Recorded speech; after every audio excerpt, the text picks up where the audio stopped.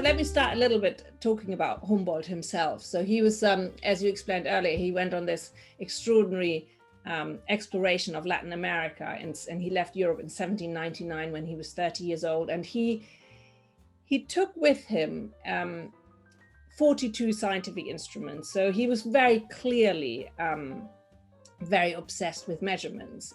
He took them everywhere, and he unpacked them. You know, he climbed up Chimborazo, and every few hundred yards he would stop and he'd, you know, unpack his instruments and kind of fumble that, you know, the cold metal with his cold hands and write everything down in his diary. And we have his diary pages still today, so we can really see how full these are with these scientific observations, very much based on what we today understand as like empirical research observations.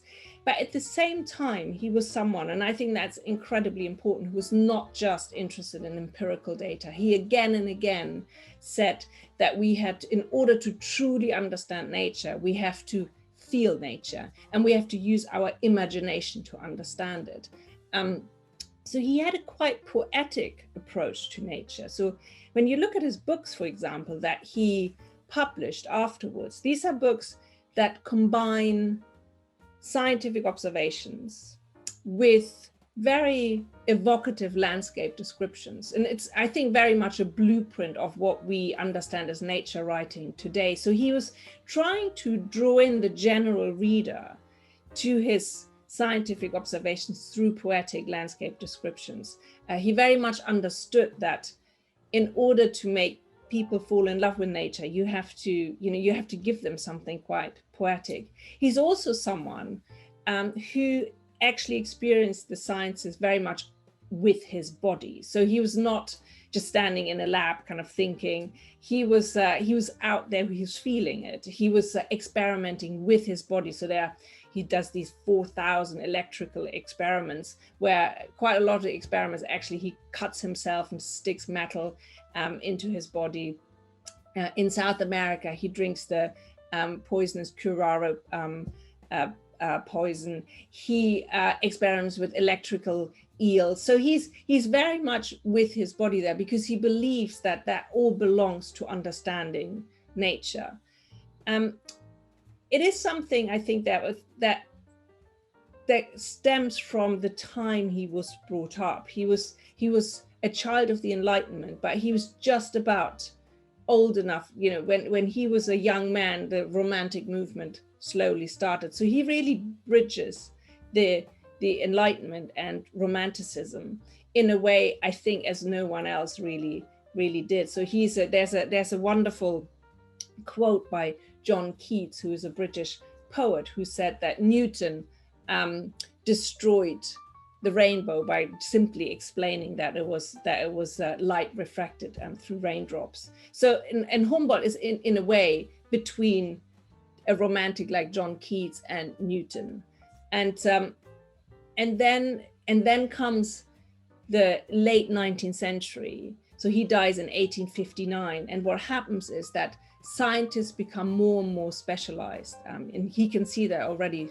throughout his lifetime. So by the time he dies in 1859, someone like Humboldt, who's much more a generalist, who really roams across the disciplines, if it's zoology or botany or zoology or chemistry or climate, that becomes more and more specialized. So the scientists crawl into their ever narrowing disciplines, and what happens with that is that everything splits. And I think that's the big problem we are facing today. I mean, we are all talking about interdisciplinary research, but it's still within the sciences. Scientists themselves, when they write an article in a peer-reviewed article, for example, there's no way they can talk about their love for nature, for example, or, you know, what they feel, what they felt when they experimented. They're 18th and 19th century scientists. So, for example, the Humphrey Davy, who was a English chemist. When you look at his lab books, you see on the left-hand side his observations, you know, what happened during that experiment, and on the right-hand side he writes his emotional responses to that. That is something we don't really do anymore, and which is really not acceptable anymore in the scientific world. And I would argue that most scientists I have met in my life actually became scientists because as children they were absolutely fascinated by nature. So they are driven by this wonder for nature, and that's something that Humboldt talks about again and again, this kind of this magical power of nature. He says, what escapes my measurements speaks to my soul. And when you come into your second part of your question, so what does this mean for us today in our education system? I don't know how it is in Argentina, but at least in Europe, we have this very sharp line between the arts and the sciences at school already. So already a 6-year-old will be put in a box normally of, oh, you're much more scientifically minded, you're much more artistically minded. So I was put in the box of the humanities when I was a child. I was always really good at writing and drawing, so I was kind of in the artistic box. And I'm sure my science teachers would turn in their grave if they knew that I'm writing about a scientist, because I was really, really bad at the sciences at school, which I think was because I was taught wrongly, because I was taught through numbers. And I'm not a numbers person, but I don't think you have to be a numbers person to be a scientist. You can be, you can be both. I fell in love with the sciences through the stories of someone like Humboldt, for example. Because of Humboldt, I have, learned a lot about everything from geology to astronomy, basically. So I think that it's a huge problem we have already in schools, and then it just continues in at the university level too, that you have to basically almost make a decision, which direction are you going to go? There are some, and more, there are some interdisciplinary kind of approaches, but I think on the whole, we really have a problem at our hands that we still split it so much right in the middle between the arts and the sciences. Yeah, we have a problem there, definitely, as world. I would like to go one step back in Humboldt's life before his journey to South America. Before traveling to South America, he left Berlin to live, I don't know how long it was, 1 year, a few years, in Jena, which is a very small town in the northern part of Germany. But it was a very particular town. It was a town where lots of very interesting people came together.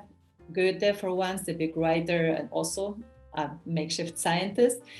Schiller, Humboldt's brother, who was himself a great linguist. So something special was going on in the city, and it definitely formed Alexander somehow. Then when he came back from his trip, he decided to stay in Paris, which was also a place where lots of important things were going on. It was after the revolution, so lots of scientific science lived there and scientific development was going on, so he decided to live there.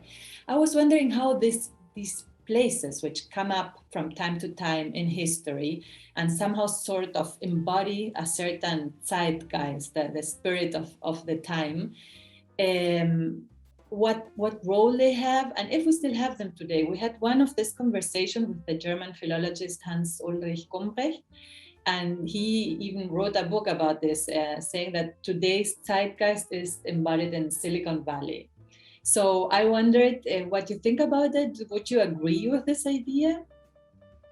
Well, let me start with Humboldt and then work my way to the present. So you're absolutely right. So Jena, which is this small town about 150 miles southwest of Berlin, was incredibly important for Humboldt, but it is also incredibly important for our thinking today. In fact, my next book is about this town, about this kind of extraordinary 10 years at the end of the 18th century, where seemingly every important German philosopher, poet, writer, scientist kind of ended up in this town of 4,000 people. So it's very, very small.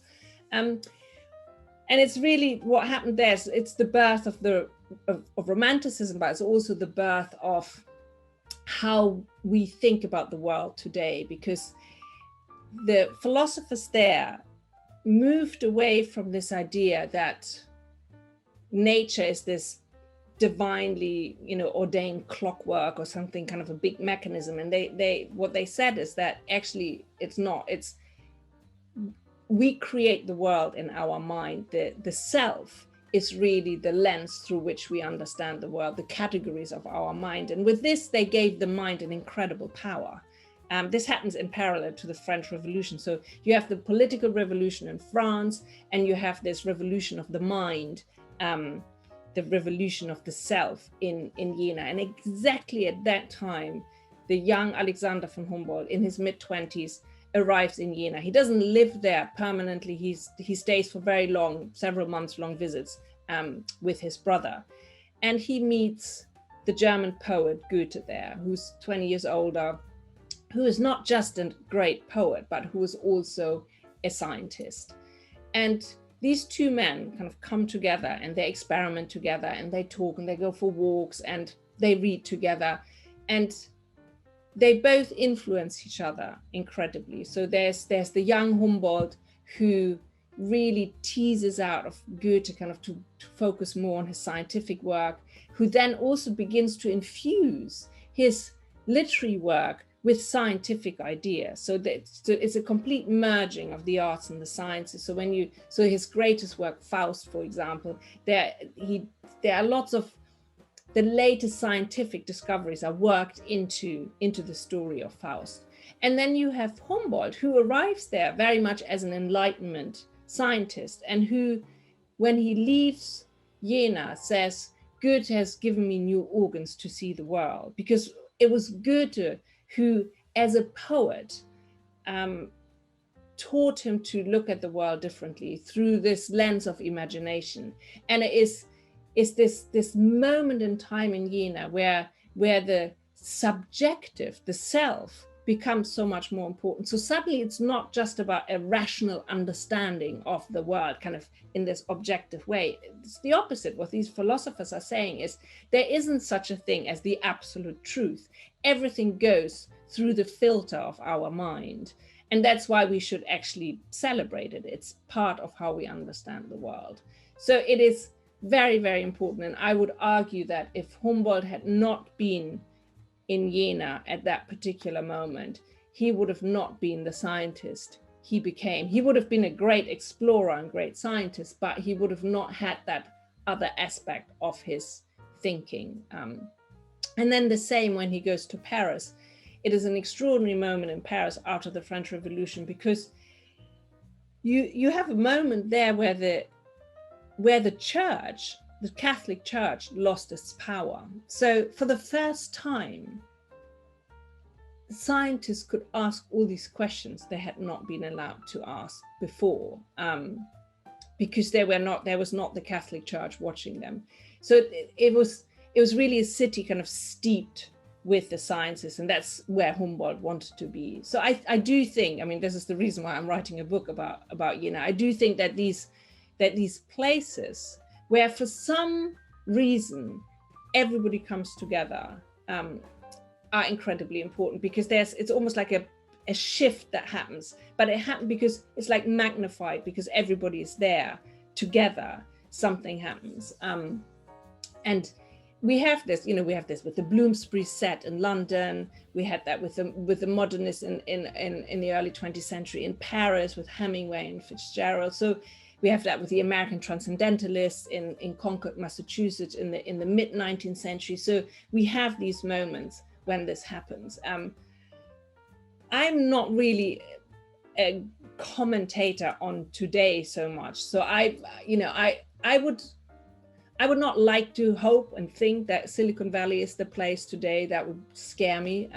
So I think I'm more seeing this as, because we live in this kind of global world now. I would more argue that hopefully, that this is me looking optimistically, that it's more the climate activists who come together online, who, if you look at the climate school strikes, for example, the Friday for Future movement, this is where, for me, this kind of zeitgeist of people, like-minded people coming together, fighting something.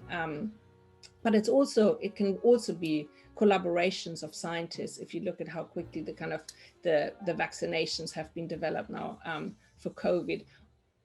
But if it's comparable with that, I don't know, because I think because we do live in such a global world, maybe we all travel too much, that we don't have these moments of stillness in a place being together anymore.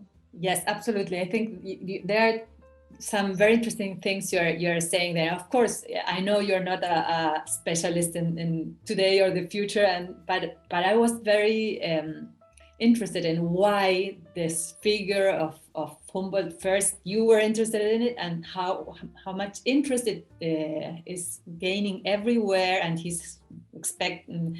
there's some sort of revival of interest in Humboldt's figure and the way he looked at the world.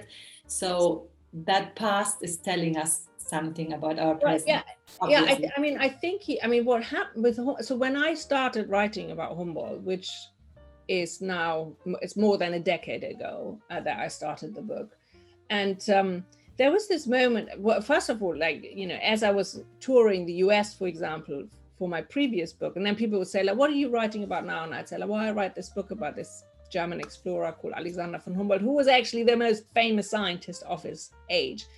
And even very educated people looked at me and said, I never heard of him. It's very different in South America, because lots and lots of people know him, but in North America and in England, not. And it is quite interesting to see how since then I've seen this change, but I've also seen how people are absolutely fascinated and interested in him, because he was the first one to predict harmful human-induced climate change. So he was pretty prophetic also in a way, but it's also that I think we are so looking at the moment for ways forward, maybe out of the climate crisis, for example, and his approach of bringing together the arts and the sciences, and we can talk about this a little bit more later, I think is very, very valid today when we think about these discussions. Yes, I agree. And I think what you were saying before about this collective way of creating knowledge is something that is very, very real today, and the kind of work you're doing. And that's a way of fostering, maybe getting people to work together and trying to sort of make them stay in one place and think together. That could be one of the ways of tackling these issues. I want to take what you just said about Humboldt and this look he had about the world, and it struck me very much in your book when you describe him climbing the Chimborazo, which was then thought one of the highest mountains in the world, or the highest mountains in the world at that point, and the look he had there and the insight he had there in that moment.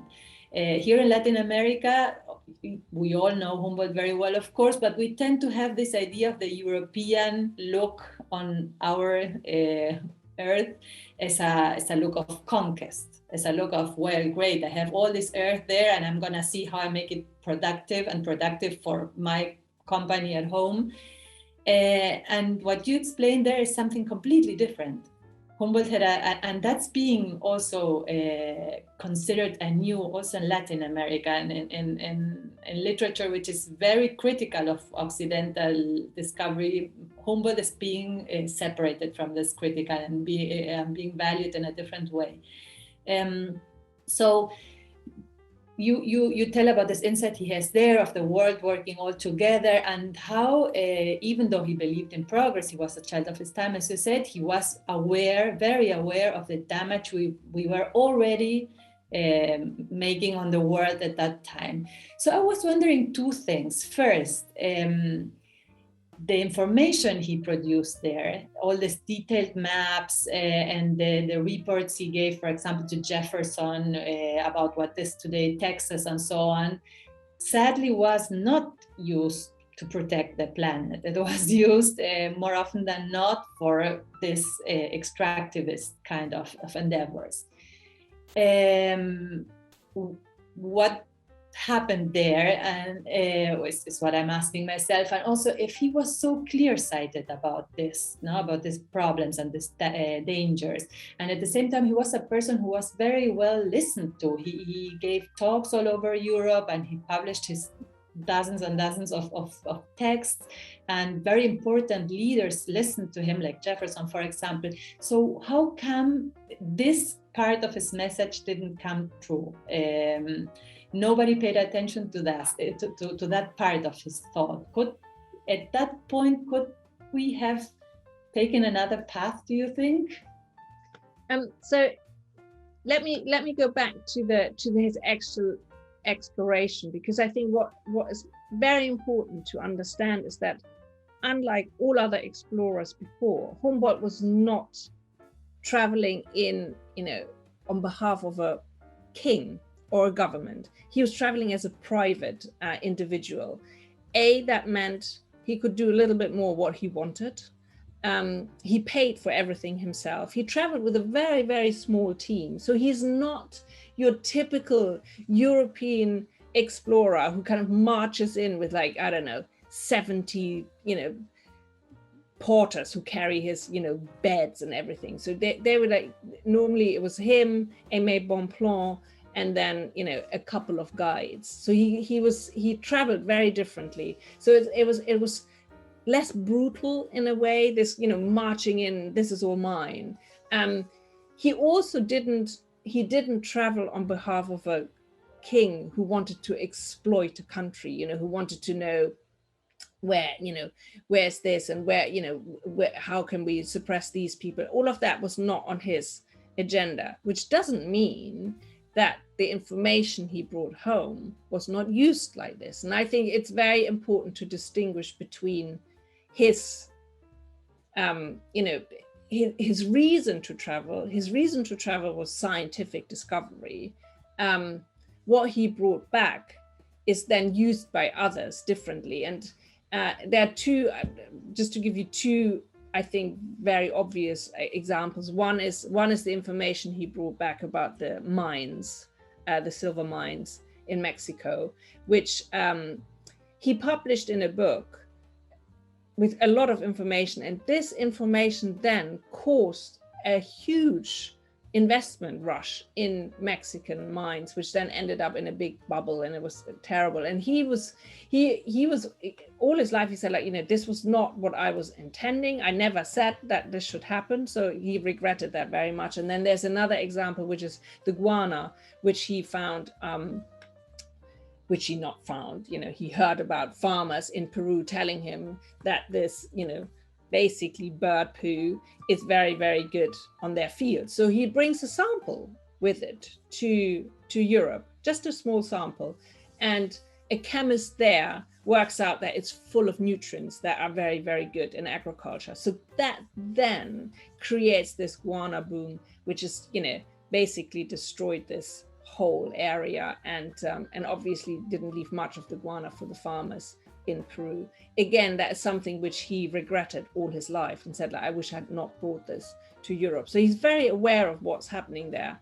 But as so often with scientists, they're not aware that this is what's about to happen, because he's a scientist, he was not a politician. So that's one thing. And the other thing is, you ask about, so he warned about, for example, the environmental destruction as he traveled through South America. So there's, for example, at Lake Valencia, which is in today's Venezuela, which was then a very, very wealthy agricultural region. He saw how farming had completely destroyed, plantation owners had kind of destroyed the forests there. And seeing this destruction, he was really the first to explain the fundamental functions of the forest for the ecosystem.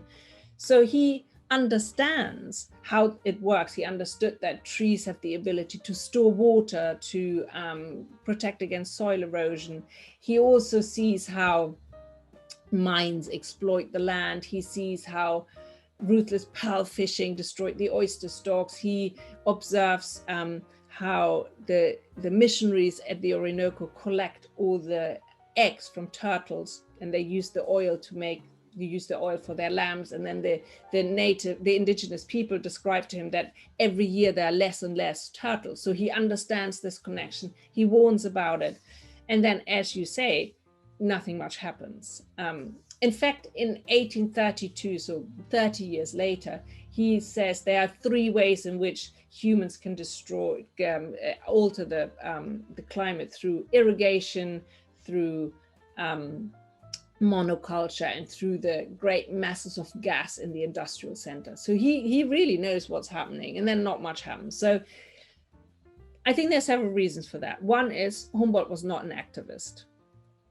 And Humboldt was interested in so many different things. And I mean, so many different things. You could just actually not imagine how many different things. I mean, when you look at his archives, the boxes there are just insane. And so this is just one of his interests. And then he gets distracted by something else and something else. So he never really follows it completely through. But there are people who listen to him. They just come a little bit later. And one of them is John Muir, for example, the American conservationist, who in the late 19th century reads Humboldt's books and is, I mean, so obsessed with them that he wants to travel to South America to follow Humboldt's footsteps. He takes this idea of this interconnected whole, and we haven't really talked about that. So Humboldt comes up with this new concept of nature as an interconnected whole, where everything hangs together from the smallest insect to the tallest tree. That's something that becomes very important for John Muir. And John Muir becomes an activist. So he is the one who fights for the Yosemite in North America, for the national forests there, for national parks there. So there's another generation, the next generation, who then take Humboldt's ideas and then turn them into political activism. But Humboldt never did. Now, current activists would be sort of grandsons of Muir, and so grandsons of Humboldt somehow, sort of. I think it's a road that's connected. You know, I think every climate activist, in a way, is connected to Humboldt. That every nature writer today is connected with Humboldt. If you take people like writers like Rachel Carson in the 60s and her Silent Spring, where she's a scientist and she makes that connection between pesticides and the birds not being there anymore. So there's this connection in nature. It is a web of life. And this is really what Humboldt is the first who talks about nature as a web of life. So all of us, the way we think about nature, we have taken this idea from Humboldt and internalized it. We might have never heard of him, but he has shaped these ideas. Yeah, yes. And I also think that we were speaking about Silicon Valley, that Silicon Valley has this mix and this contradiction, these scientists who are looking for information for its own sake, and then these kings or other people who maybe use it in a way the scientists don't intend to. So that's, I think, where we so badly need to think about humanism and how to intervene in this kind of places to make sure that information is used in a way that it saves the planet and not destroys it. No? So I think we do have something of a place of interest there. And I was wondering, maybe we could make this little game I proposed to you. If, after all what we said, Humboldt would appear here now and today in the world and see where we are and see what's going on, what would he think of us? Would he belong to these people who are like fascinated by the technological advances, or would he be fearing the worst and part of those who are waiting for the techno apocalypse? I don't know. So this is one of the games that a lot of people want to play, and I'm very reluctant because I don't know. I have absolutely no idea. What I can say is that Humboldt was a progressive thinker. He was kind of ahead of his time. He was fascinated by technology. So he's not, I think we have to be very careful not to muddle him up with someone like Henry David Thoreau, who kind of, went to his Walden Pond in his little hut and then said, we have to kind of return to nature in this kind of very romantic way. That's not what Humboldt is doing at all. He's, for example, when he comes back from South America, for the rest of his life, he talks about a Panama Canal, a canal that can so that you don't have to sail all around South America. He is absolutely fascinated by the idea of the telegraph, because, and he's Samuel Morse, who's involved with that. He is in correspondence with Humboldt, and then when the first cable is laid between North America and Europe, Humboldt is still alive, but it doesn't work. And then someone sends him a part of that cable, and because for him, it's this thing. Imagine there was a telegraph. He could, this man has written 50,000 letters, received 100,000 letters. If he could just dash off a telegraph to kind of ask a scientist in America to just, climb up this mountain and give him some details. So he is fascinated by technology, but he's also, for example, very critical about the use of steam engines in mining, because he says it destroys all the forests around it. So that's why I don't know what he would say. I would hope that he would probably think we are, hurtling towards disaster. I'm pretty, the mind he has, he would be able, because he's this person who could make connections in a way that I don't think a lot of people can, across so many different fields. And his brother Wilhelm said that he had never met someone who had this ability to kind of see these chains of connections, not just the first connection, but the next one, the next one, the next one. So I would assume with that mind that he would have, long seen where we are moving towards. And just yesterday, the reports coming out that the Amazon now emits more carbon than it stores. It's just, it is an absolute disaster. So I would think that he would be pretty shocked by this too. Especially, if he would arrive suddenly now, I would assume he'd be pretty shocked, because he, presumably say, I have been talking about this more than 200 years ago. What are you doing, people here? So, but I don't know. Yeah, it would be great to have someone with such a mind, being able to see connections which can help us, which can show a way out. Maybe. Although if you say that, we do know the connections. It's just that we are not changing our ways of living, and the politicians are not acting on it. So, we do know the consequences of what we are doing. The scientists have shown us that. Yeah, but we are in this moment where we are rethinking what it means to be human today, and what our relationship with nature and technology is, and that it really needs to be redefined somehow, no? And we need very bright minds to be able to see that and to help us with that. Or to convince, maybe it's also, we need some really bright minds to come up with the right arguments to convince. Yeah, exactly, to tell the right stories, as you were saying. Yeah. There were some parts of your books, this telling the right stories, and also this making you love something, because that's the only way you will really act on it or protect it. So that's I think is very important. And you just talked about this huge amount of letters he wrote, no, which is amazing, and that even had a special permission of the post to send the letters without paying or something like that. It was really important when you send 50,000 letters, isn't it?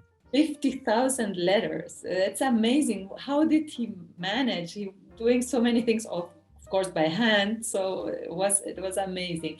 You also say that he had this amazing memory, that it was not only this capacity of making connection, but he needed this memory underneath to be able to make the connections.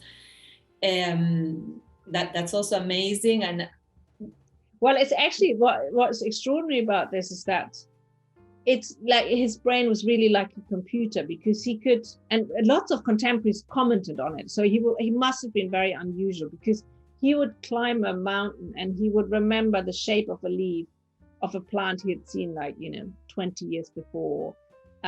So he could then say, I've seen this plant, on Chimborazo. Now I'm seeing it here, similar one here in Russia. And I've seen, 50 years before I saw this on the Alps. So he could remember and then say, well, why are these plants also similar? Oh, so maybe they're like vegetation zones, which are according to altitude. And so it's an extraordinary mind that he had. Absolutely. And some of these things we have today, thanks to a computer, this huge memory, one could say it is there, easy to access through Google or whatever. And these connections, you can put computers to calculate whatever you need to be calculated. Probably what we need are these questions. What is it you want to ask? But it's also, so for me, one great example is how he thought about data, for example. So when he's on Chimborazo, he measures everything. He measures humidity and gravity and the temperature and altitude and the blueness of the sky, and he takes samples of the air. And other scientists at that time would then just write this down in long tables of numbers. And Humboldt did not do that. What he did is he created basically a poster, which I think is the first infographic. And it's a cross section of Chimborazo. And he draws into the mountain all the names of the plants where he had found them, according to the altitude where he found them. And then to the left and to the right, there are 20 columns with all the data, all written into the columns at the height of where he had measured it. So what you can do is you can kind of draw this line across the mountain, and you get all the information there, say of 5,000 meters. So with one glimpse, you get all this super complex scientific data, and it's so easily accessible. You don't need to be learned. You need to be able to read and understand numbers. That's all you need to do. You need to be able to, and that's something which for me really means that he democratized the sciences. He made knowledge accessible to a lot of people, which is something else that is incredibly important, I think, today. Yes, yes, absolutely. And we've been talking about that in some of the former conversations, the need of translators. We are in need of translators, especially in a time when the world is getting more and more complex and the knowledge is getting so specific that maybe you could follow the thoughts of a physician in the 18th century, but today it's so specialized that it's really 5 persons who can follow this very specialized person. So we need these translators who make the information available to a wider audience. So this is, for example, for me, this is the point where the arts and the sciences come together. I give you an example of what I mean. So for example, for me, climate change is that's my big subject or interest really, or my greatest fear. So how can we, why is it that for, a couple of decades at least, but even longer, we've been bombarded with these numbers and statistics, and we do know what's going to happen if the temperature rises by 1.5% or 3%, and still nothing happens. And then I think it's because I'm not a numbers person, it's quite difficult for a person who's not really into numbers and statistics to, what does this actually mean, these numbers? And then so I think we sometimes need artists. So there's a photographer, a Belfast photographer, Robin Price, and he does these extraordinary photographs of cities, landscapes, and he uses experimental photography to visualize air pollution. So you see these kind of little white lights for each kind of pollutant, and so he takes a photograph of the Welsh coast, and you see like little fairy lights a little bit here, and then Mexico City, and then Delhi, and it's just white. and suddenly you understand it in a much more in a visual way, which somehow for me goes deeper into my heart. So I think we need different types of communication for we are all different people, so different things will speak to your heart than to my heart. And so I think poetry, art, all of that is really quite important. And we had this moment a couple of years ago when David Attenborough was presenting one of the BBC Blue Planet series, and there's a footage of a albatross chick which had its stomach full of plastic, and it that was what then caused everybody to say, like, well, we have to stop using plastic straws and plastic bags. It was a photograph of a bird, but somehow it spoke to the soul. Not the numbers, not like that many billion tons of plastic are floating around in the ocean. So I think that's science communication can't just be done by scientists, it has to be a collaboration between artists and poets and musicians and writers, storytelling, you need to tell stories. So we all have our different roles in this, I think. Absolutely. Definitely, especially with everything getting more and more complicated by the day.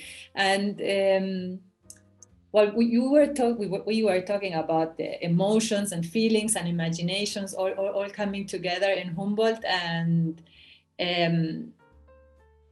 I think we've been going through this question already, but I heard you in an interview with Isabel Benke, the Chilean scientist. You were speaking about this need of imagination and that especially politicians need more imaginations maybe today. Is there a way this can be fostered, or is it just, Humboldt was a one of a kind, but do we come back to the arts and the poets and that? I think it can be fostered. It can be fostered by bringing people together. I think scientists need to learn to somehow communicate what they're finding. More and more poets have to, or artists maybe will address these subjects as it is affecting their lives. I mean, there's a whole, we used to have books which was science fiction, and now there's climate fiction, more. And 10 years ago, there was not much of that around at all. And it's becoming more and more important for writers, for fiction writers, not just non-fiction writers like me, but for fiction writers. It becomes a subject that is woven into their storytelling. So, but in order to do that, we writers need to understand what's going on. So it's about bringing them together. And this might sound all, terribly elitist in a way, you have like these wonderful fellowships where you bring these people together. But I think these collaborations are actually quite important today. But I kind of see this obviously more from the side of the writer, of the storyteller. I would not be a writer if I wouldn't think that storytelling is actually quite important for our society. But I think scientists would say the same. I know scientists who have participated in this kind of fellowships, and what the different way of questioning the world and of seeing their own research. It's important for both sides, and I think, yes, you can have a very elitist program, but this can also come down all the way to first graders. I mean, when I think, sometimes when you see, so in Germany there are quite a lot of forest schools, not quite a lot, but there are some forest schools and some forest kindergartens, and I think that's a wonderful beginning for inner city kids to be out in nature. How do you care for nature if you're never really in nature, if you live? And I think it's not just about the wilderness, it's about nature in urban centers. It's it's not about just being, I mean, it's wonderful to be out in the wild, but it's much more important at the moment, I think, is to bring nature to children in cities, rather than just bringing the children all out into nature, which would be wonderful, but that's really also quite unrealistic. So it's a mixture of all these things, I think. Yeah. And when you start, it's good that when you start looking at it, there are lots of things that can be done. And that's also always something that is I don't know, gives at least me optimistic way of looking at it. And Andrea, I wanted to ask you, in the book you tell how Humboldt read botanical texts and travel logs, and then also how Darwin read the works by Humboldt and said that reading that changed his life, his way of seeing, and our lives, in fact. So do you think, where can we find this source of knowledge and of inspiration today? Is it still in books? Is it somewhere else? And can you tell us where you found this inspiration for yourself? Well, it would be terrible if I, as a writer, say that's not to be found in books anymore. I actually do think it's found in books. And I think weirdly, with the pandemic, I've seen so many more people, like at the beginning, everybody was like streaming, watching films and stuff like that. And then when it kind of turned out to be much longer than we thought, so many people went back to reading, which has been so lovely to see for me as a writer. So I think these stories are still in books and these inspirations are definitely in books. But I think, again, that's for different people. So I've always been a big reader already as a child. I would escape from everything and just read. And I still do that. And I love that. But I think and for me, it's always a mixture of nonfiction and fiction, actually mostly more fiction. But so recently I read an amazing nonfiction book, which really blew my mind and has changed the way I think about the world, I think, which doesn't happen very often, but it's Merlin Sheldrake's The Entangled Life. And it's a book about fungi, and which I doubt I would have picked up, but a very good friend of mine said, like, you have to read this What's book. the name of the author again? Merlin Sheldrake. And he questions everything what an organism is, because fungi are these kind of living systems, and he just questions this idea that we think an organism has somehow like a brain and does stuff, and these are lots of organisms together, and where does an organism start and begin? And there are these fungi which go into like ants or wasp and tell them to do stuff, and this book is mind-blowingly different to anything I've ever read. It's beautifully written. So here's a scientist who really knows to communicate, because this could have been so boring, this book. It's about fungi, but I'm obsessed with fungi now, because the way he writes, and he says quite often, he talks about imagination and said, like, if we think new ways scientifically, we need imagination.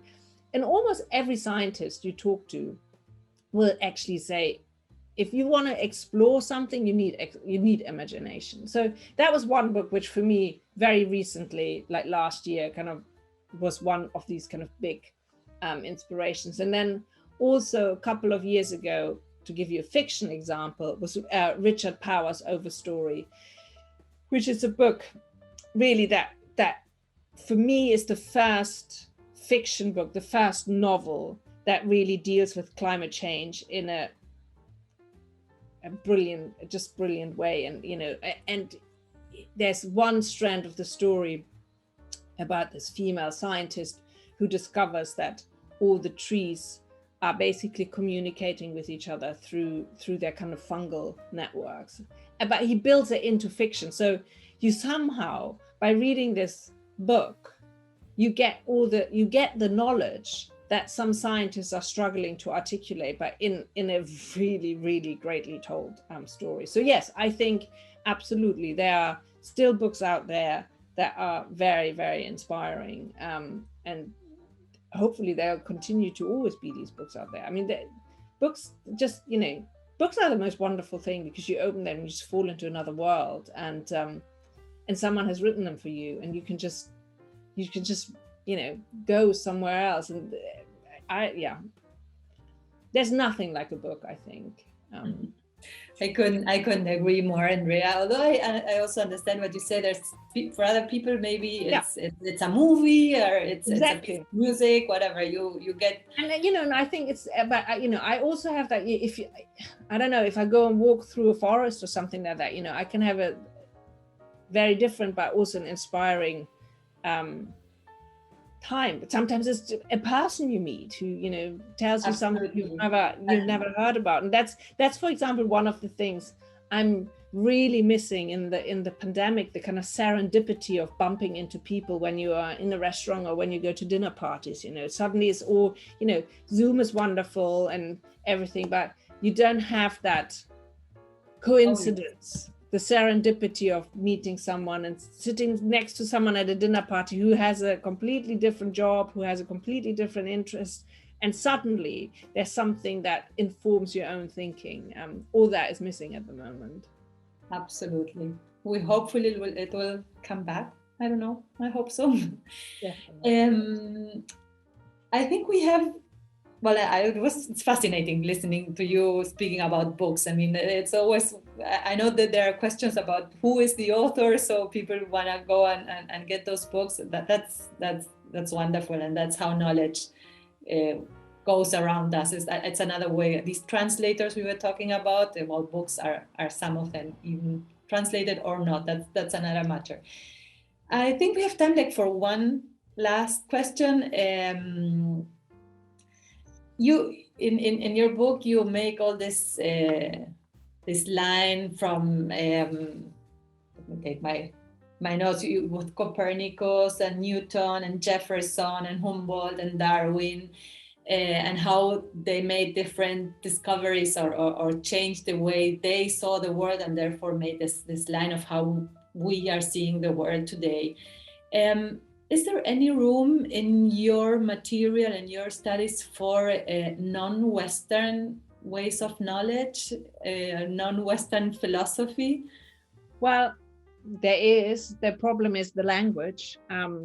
That's one of the big problems, isn't it? I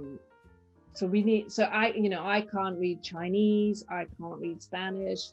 I think one of the biggest problems is that a lot of indigenous knowledge is not in what, you know, how Western historians have learned to research. It's not in archives.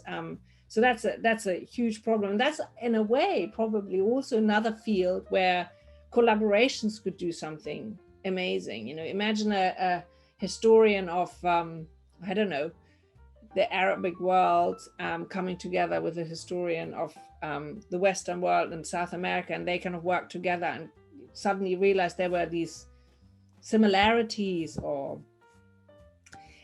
all of that. So yeah, so there is room in that. I just don't have the abilities, you know. I mean, I am not a Humboldt. I don't speak, you know, I speak 3 languages, but that's it. And so I think it's a problem, you know, which we have. And I think in especially, I mean, the type of books I write, and I tell the stories always through the lives of people. That's how I tell stories.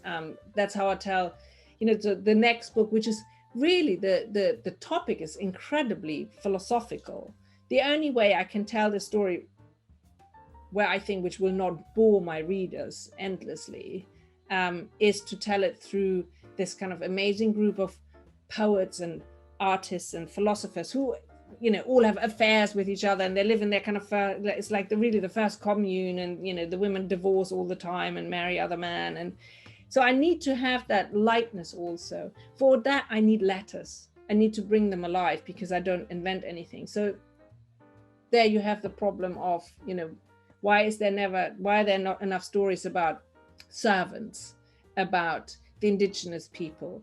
You know, Humboldt does not write he writes a bit about the indigenous people, but not enough to really bring them alive in a book like this. And that's it, you know, it's a problem. So history, and I think we should always be very aware of that, is very subjective. Whoever writes the book chooses I choose which manuscripts I'm quoting. My own knowledge will define what I'm finding, you know, because I don't have them, you know, because I don't speak Spanish.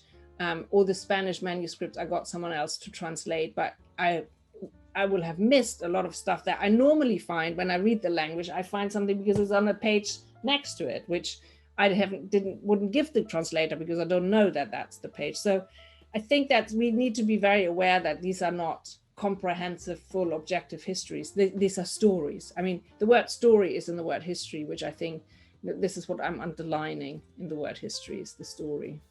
Yes, there's a lot to be done, definitely there in translating indigenous voices, and especially today, in the way, in their cosmovision, there are things we could use, and they aren't even translated into Spanish, so we can't read them, even though maybe they live.